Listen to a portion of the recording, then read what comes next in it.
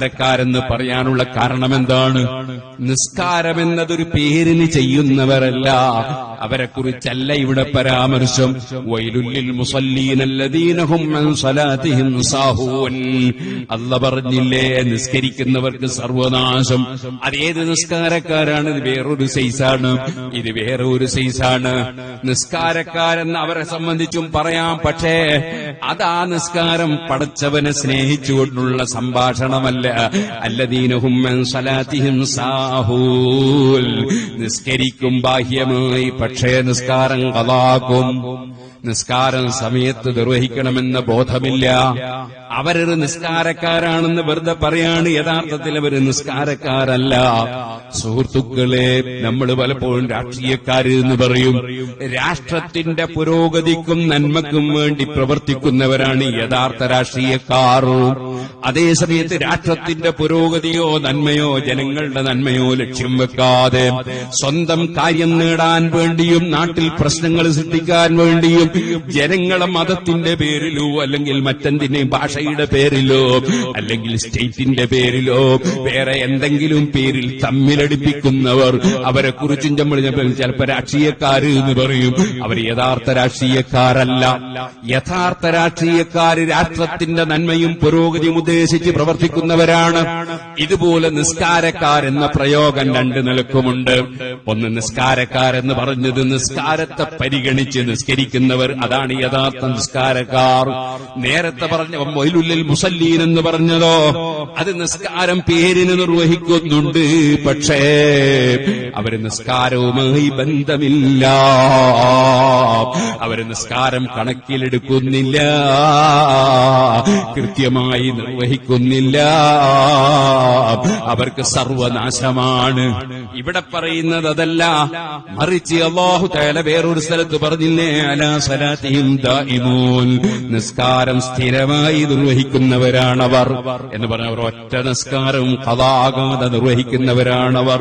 അല്ലാഹ് ഞങ്ങൾക്കതിന് തൗഫീഖ് തരണം. അല്ലാഹ് റമളാനിൽ കൃത്യമായി നിസ്കരിച്ച നമ്മൾ ഇനി മരിക്കുന്നതുവരെ ഒരൊറ്റ നിസ്കാരം ഞാൻ ഖളാക്കുകയില്ല എന്ന് ഉറപ്പിച്ചിട്ടല്ലാതെ ഈ മജ്ലിസിൽ എഴുന്നേൽക്കാൻ പാടില്ല.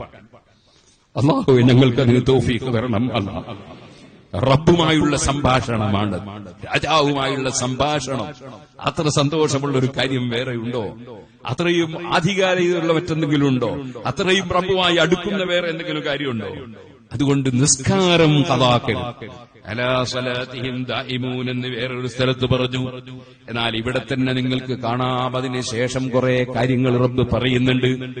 അതേ, അല്ലദീനഹും അലാ സ്വലാത്തിഹിം ദായിമൂൻ.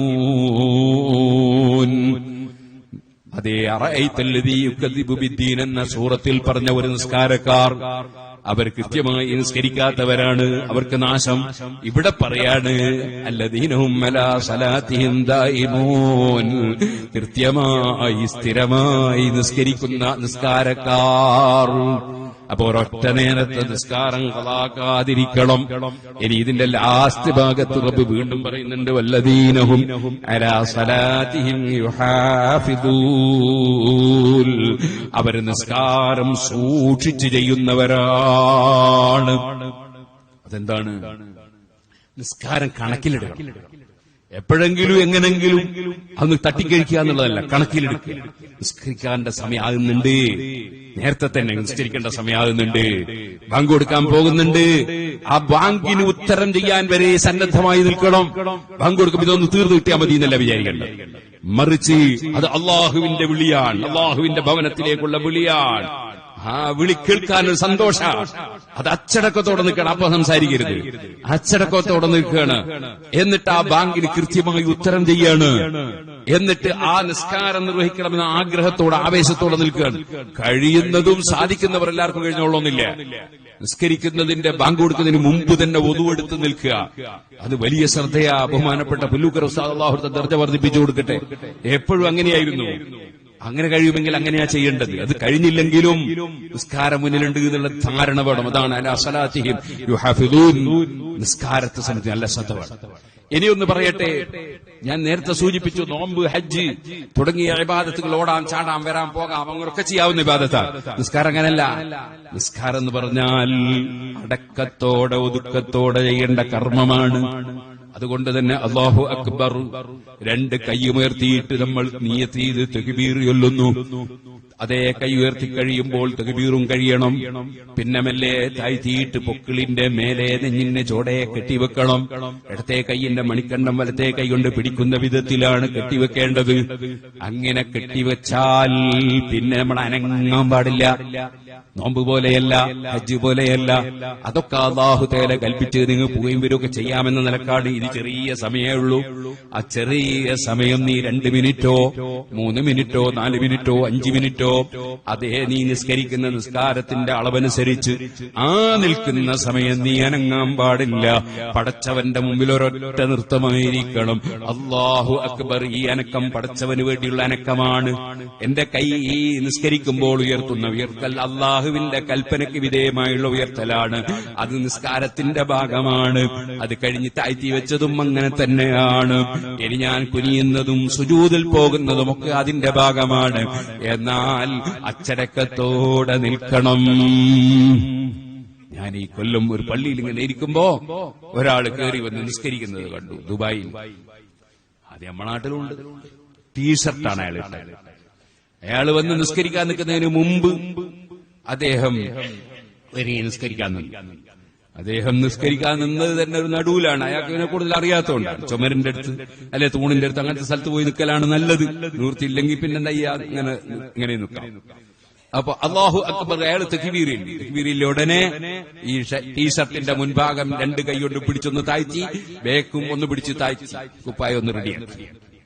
കുറച്ചു കഴിഞ്ഞ് അദ്ദേഹം റുക്കൂയിലേക്ക് പോകാൻ. അപ്പോഴും അതേപോലെ തന്നെ രണ്ടാമത് ഒന്നും കൂടി കൈകൊണ്ട് ഇങ്ങനെ താഴ്ത്തി, ഇപ്പുറവും താഴ്ത്തി. എന്നിട്ട് പാന്റൊന്ന് കുറച്ച് പിടിച്ച് പൊക്കി. എന്നിട്ട് അയാൾ സുജൂദിൽ പോയി. സുജൂദിൽ കഴിഞ്ഞ് തിരിച്ചു വന്നപ്പോ വീണ്ടും അദ്ദേഹം കുപ്പായം ഒന്നിവിടെയും പിടിച്ച് താഴ്ത്തി, ഒന്നിവിടെയും പിടിച്ച് താഴ്ത്തി. ഇത്തിദാൽ വന്നപ്പോ പിന്നെയും ചെയ്തു. ഇങ്ങനെ അദ്ദേഹം ചെയ്യുന്നത് കണ്ടപ്പോ അയാൾക്ക് എന്റെ ഭാഷക്കാരനല്ല, അറബിയുമല്ല. അപ്പൊ എന്താ ചെയ്യാ, ഒന്നും പറയാനും കഴിയുന്നില്ല ഇയാളോട്. ഞാനിങ്ങനെ വിഷമായി. അയാളെ നിസ്കാരം പോയല്ലോ. അതുകൊണ്ട് ഞാൻ നിങ്ങളോട് എല്ലാവരോടും പറയാണ്, നിസ്കരിക്കുന്ന സമയത്ത് കുപ്പായം പിടിച്ച് താഴ്ത്തരുത്. നിസ്കരിക്കുന്ന സമയത്ത് ഒന്നും ചെയ്യരുത്. ഖുമൂലില്ലാഹി ഖാനിതീൻ. അച്ചടക്കത്തോടെ നിസ്കരിക്കും. അള്ളാന്റെ മുമ്പിൽ നിങ്ങൾ ആലോചിച്ച് നോക്ക്.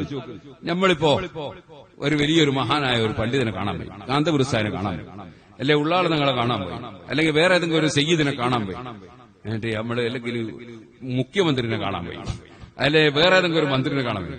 അയാളോട് നമ്മൾ സംസാരിച്ചോണ്ടിരിക്കുമ്പോ ഇങ്ങനെ പിടിച്ചു കാറ്റി നിങ്ങളാണ് സംസാരിക്കും.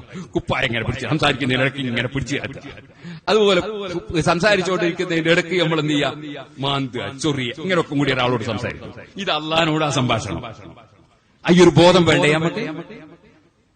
അടക്കത്തിൽ ഒതുക്കത്തിൽ നിസ്കരിക്കണം. അനാവശ്യമായ ഒരനക്കവും ഉണ്ടാകാൻ പാടില്ല. കയ്യും കാലും ഒന്നും ചലിപ്പിക്കാൻ പാടില്ല. നിസ്കാരത്തിന് വേണ്ടിയുള്ള ചലനങ്ങളല്ലാതെ വേറെ ചലനങ്ങൾ നടത്താൻ പാടില്ല. കഴിയുന്നതും മനസ്സിൽ വേറെ കാര്യങ്ങളൊന്നും വരാതെ സൂക്ഷിക്കണം. നിസ്കാരത്തിലേക്ക് തുടങ്ങിയ സമയം മുതൽക്ക് അതാ സുജൂദിന്റെ സ്ഥാനത്തേക്ക് നോക്കണം. അപ്പോൾ നമുക്ക് വലിയ പുണ്യമായി, അത് മനസ്സിൽ ഭക്തി കിട്ടാനും കാരണമായി. ഓതുന്നതും പറയുന്നതും അർത്ഥമറിയില്ലെങ്കിലും ഞാൻ അള്ളാഹുവിനോടാണ് പറയുന്നത്, പടച്ച റബ്ബിന്റെ ഖുർആനാണ് ഓതുന്നത്, ദിക്റാണ് ചൊല്ലുന്നത് എന്ന ബോധത്തോടുകൂടെ നിസ്കരിക്കണം. അവിടെ നമ്മുടെ മനസ്സ് മറ്റുള്ളതിലേക്ക് പോകാതിരിക്കാനുള്ള പരിശ്രമം വേണം. അതുകൊണ്ട് നിസ്കാരത്തിൽ കടക്കുന്നതിന് മുമ്പ് തന്നെ വാഷ്റൂമിൽ പോകലും ബാത്റൂമിൽ പോകലും, അതുപോലെ ഭക്ഷണം കഴിക്കാൻ വിശക്കുന്നുണ്ടെങ്കിൽ ആ ഭക്ഷണം കഴിക്കലുമൊക്കെ നോമ്പില്ലെങ്കിൽ അതെല്ലാം നിർവഹിച്ച് കഴിച്ചേക്കണം. എന്നിട്ട് മനസ്സ് ഫാരിഗായിട്ടാണ് നിസ്കാരത്തിലേക്ക് കടക്കേണ്ടത്. സുജൂദിന്റെ സ്ഥാനത്താണ് നോക്കേണ്ടത്. അഥവാ സുജൂദിന്റെ സ്ഥാനത്തേക്ക് തന്നെ നോക്കി നിസ്കരിക്കാൻ ശ്രമിക്കണം. അത്തഹിയ്യാത്ത് ഓതുന്ന സമയത്ത് അശ്ഹദു അല്ലാ ഇലാഹ ഇല്ലല്ലാഹ് എന്ന് പറയുമ്പോൾ ഈ കയ്യിന്റെ വിരലൊന്ന് പൊക്കല് സുന്നത്തുണ്ട്. അതിന് ഈ വിരൽ നേരത്തെ തന്നെ താഴ്ത്തി ഇങ്ങനെ വെച്ചേക്കണം. വലത്തെ കൈയിന്റെ 3 വിരലും അതേപോലെ തള്ളവിരലും കൂട്ടി ഇങ്ങനെ പിടിച്ചിട്ട് അതിന്റെ മേലെ ഈ വിരല് പൊക്കാൻ പറ്റുന്ന വിധത്തിൽ വെക്കണം. അശ്ഹദു അല്ലാ ഇലാഹ ഇല്ലല്ലാഹ് എന്ന് പറയുന്ന ഈ പറയുമ്പോ കൈയിന്റെ വിരലൊന്ന് പൊക്കണം. പൊക്കുമ്പോൾ പതാക ഉയർത്താൻ വേണ്ടി പൊക്കുന്നില്ല, ഇങ്ങനെ കുത്തന പൊക്കണം. പിന്നെ കുറച്ച് താഴ്ച ചേരിച്ചിട്ട് അങ്ങനെ കയ്യിന്റെ വിരല ചെരിച്ച അതേ നൃത്തം നിർത്തിയിട്ട് ആ വിരലിലേക്ക് തന്നെ നോക്കണം തീരുന്നത് വരെ. അതേപോലെ മറ്റുള്ള സമയത്തൊക്കെ സുജൂദിന്റെ സ്ഥാനത്തേക്ക് നോക്കണം. ഖുനൂത്ത് ഓതുന്ന സമയത്ത് 2 കൈയും ഉയർത്തിപ്പിടിക്കണം. അത് 2 കൂട്ടിപ്പിടിക്കുകയാണെങ്കിൽ കയ്യിലേക്ക് നോക്കിയാൽ മതി. അകർച്ചയാണ് പിടിക്കുന്നതെങ്കിൽ സുജൂദിന്റെ സ്ഥാനത്ത് തന്നെ നോക്കണം. ഖുനൂത്തിന്റെ സമയത്ത് എപ്പോഴും ദുആ നടത്തുമ്പോൾ കൈ ചുമലിന് നേരെയാണ് ഉയർത്തിപ്പിടിക്കേണ്ടത്, അല്ലാതെ മടിയിൽ വെച്ചിട്ടല്ല ആമീൻ പറയേണ്ടത്. ഇങ്ങനെയുമല്ല പിടിക്കേണ്ടത്. പലരും ഇങ്ങനെ കുട്ടികളെ പഠിപ്പിക്കുന്നത് കാണാറുണ്ട്. ഇങ്ങനെയല്ല പിടിക്കേണ്ടത്. ചോദിച്ച് വാങ്ങുന്ന വിധത്തിൽ യാചിക്കുകയാണ് പടച്ച റബ്ബിനോട്. അത് കൈ നന്നായി ഉയർത്തിയിട്ട് ഇങ്ങനെ യാചിച്ച് വാങ്ങുന്ന വിധത്തിലാണ് പിടിക്കേണ്ടത്. അടിമ കൈ ഉയർത്തിയാൽ പടച്ചവൻ കൊടുക്കാതെ മടക്കുന്നതിന് റബ്ബിന് ലജ്ജയാണ് എന്നർത്ഥം വരുന്ന ഹദീസുണ്ട്. അപ്പൊ കൈ നമ്മൾ ഉയർത്തിപ്പിടിക്കണം. നമ്മൾ ചോദിക്കാൻ, റബ്ബിനോട് ചോദിക്കാൻ നമുക്ക് ലജ്ജയുണ്ടാകരുത്. റബ്ബിന്റെ മുമ്പിൽ കൈ ഉയർത്തുന്നതിനും നമുക്കൊരു നാണക്കേടുണ്ടാകരുത്. അല്ലാഹുവേ, നിന്റെ സൃഷ്ടികളോട് ഞങ്ങളെ കാര്യത്തിൽ കൈ ഉയർത്തി ചോദിക്കാതെ നിന്നോട് ധാരാളം ചോദിക്കാൻ ഭാഗ്യം തരണം റഹ്മാനേ. നമ്മൾ റബ്ബിനോടുള്ള യാചനയാണ് ദുആ എന്ന ബോധത്തോടെ ദുആ നടത്തണം. അതുപോലെ ഖുനൂത്തോദണം. മറ്റുള്ള അമലുകളൊക്കെ അടക്കത്തോടെ ഒതുക്കത്തോടെ ചെയ്യണം. അതാണ് ഏറ്റവും വലിയ കർമ്മം, നിസ്കാരമെന്ന കർമ്മം. അത് ഈ പെരുന്നാളോടുകൂടെ അതിന്റെ എല്ലാ ബഹുമാനവും തകർത്ത് എങ്ങനെയെല്ലാമോ എപ്പോഴെല്ലാമോ എന്ന ഒരു രൂപത്തിലേക്ക് ഒരൊറ്റ മൂമിനും കടന്നു പോകരുത്. റമദാനിൽ നിർവഹിച്ചതിനേക്കാൾ ഭംഗിയായി പരമാവധി ജമാഅത്തിൽ തന്നെ പങ്കെടുത്തുകൊണ്ട് കഴിയില്ലെങ്കിൽ കഴിയുന്നതുപോലെ നിസ്കാരം കൃത്യമായി നിർവഹിക്കണം.